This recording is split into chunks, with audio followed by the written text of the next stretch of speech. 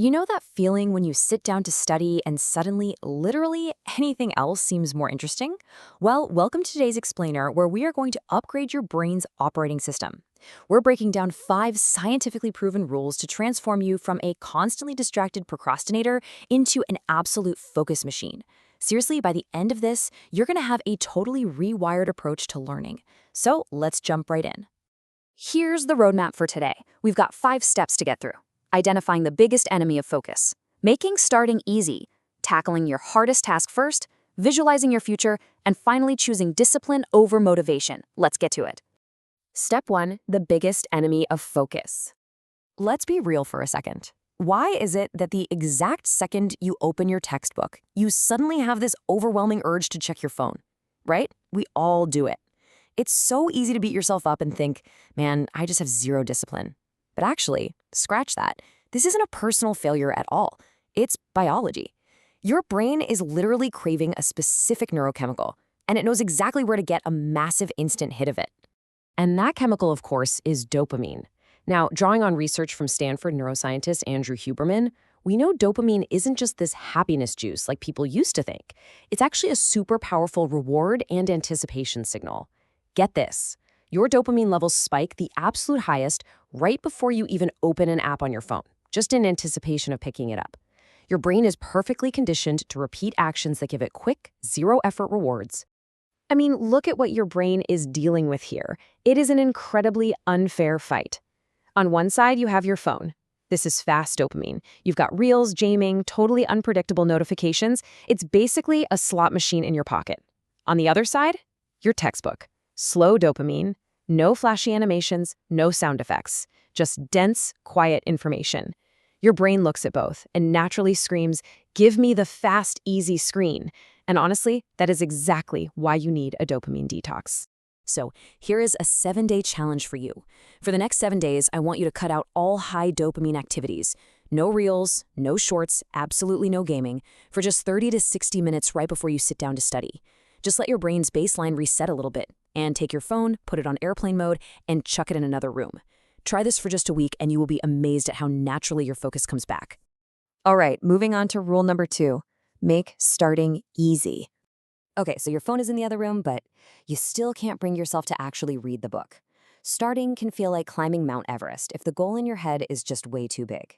And this brings us to a brilliant piece of advice from James Clear, the author of Atomic Habits. Make the habit so easy that you can't say no. You see, when you face a massive task, your brain will desperately invent excuses. The trick here? Shrink the task down so much that your brain literally can't find a reason to object. Look at the difference here. Telling yourself, "I'm going to study for 4 hours straight," is terrifying. It triggers instant resistance. But telling yourself, "I'm just going to sit at my desk for 5 minutes," well, that's completely harmless.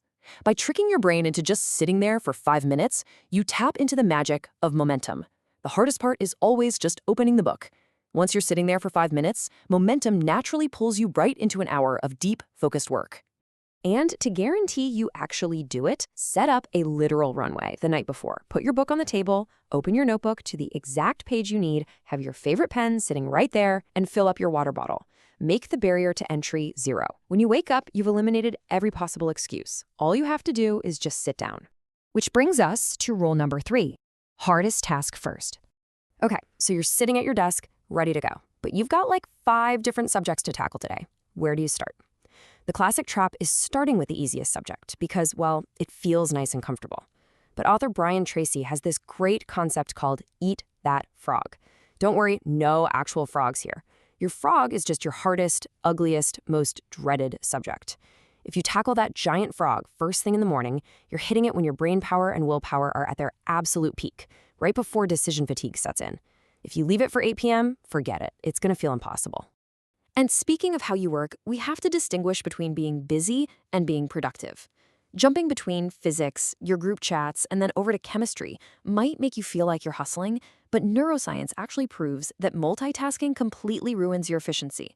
Every single time you switch context, your brain burns up valuable time and energy just trying to refocus.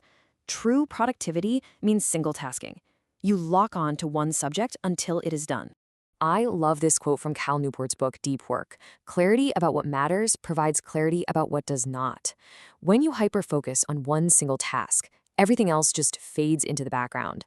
All those notifications and distractions, they completely lose their power. You are training your brain that for this specific hour, literally nothing else matters but this one chapter. All right, let's move to rule number 4. Visualize your future. This isn't just some cheesy motivational trick, okay? This is a hardcore psychological tool that Olympic athletes use to lock in their focus before they compete. Look at the contrast we have here. First, visualize the joy of success. Picture seeing your name on the merit list, making your parents proud, feeling that massive wave of relief. But you also need to visualize the cost of inaction.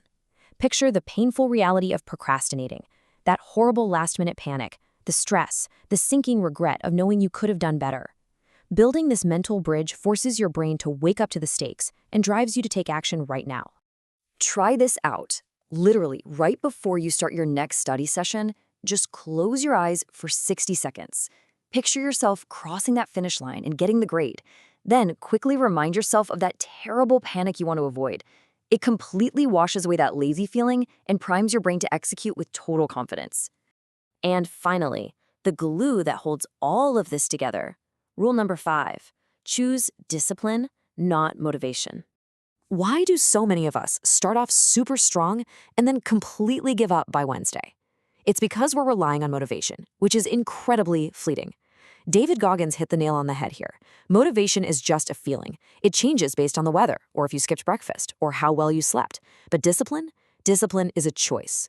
True discipline is having the mental toughness to sit down and do the work on the days when you absolutely 100% do not want to. To build that kind of discipline, you've got to shift your identity. Like James Clear says, we fall to the level of our systems. So, stop telling yourself, ugh, I need to study today. Instead, start saying, I am a person who studies every day. When you actually shift how you see yourself, studying stops being a chore. It just becomes something you automatically do, as non-negotiable as brushing your teeth. So let's wrap this all up into a 30-day challenge.